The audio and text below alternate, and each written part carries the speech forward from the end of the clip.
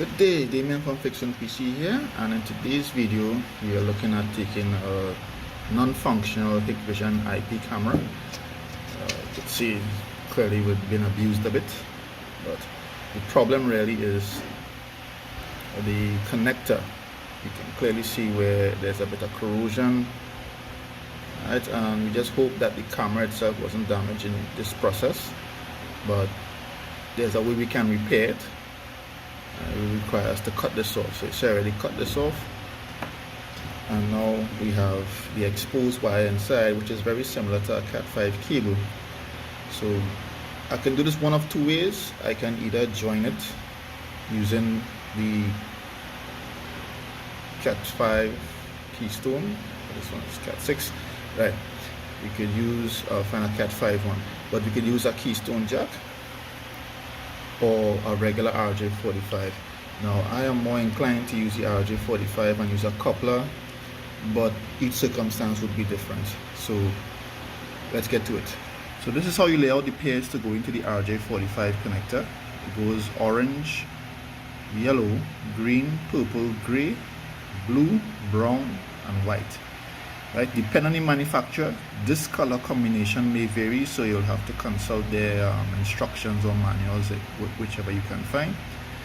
Alright, and just follow the color code. That should match up with the pin order on the RJ45 connector.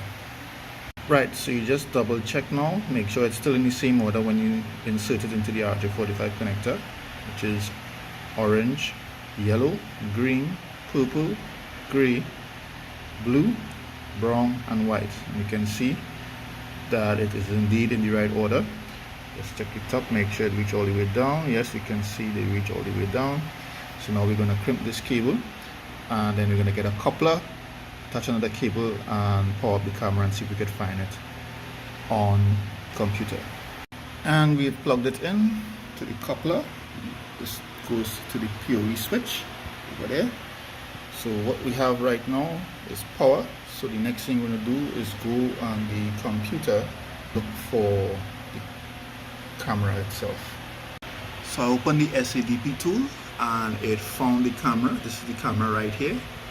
It's active, but it has this IP address that is outside of my network range, and it doesn't have a gateway. So this was previously plugged directly into an NVR, hence the IP address.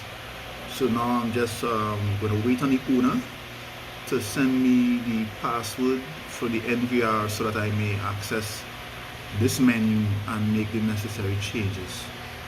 Several days later. And having received the password from the owner now, we have been able to successfully add it to another NVR and have it recording successfully. Alright, so that is how you fix a broken IP camera and get it back some level of functionality. Alright, join me again for more videos like this, and if you truly enjoy, like and subscribe. Thank you.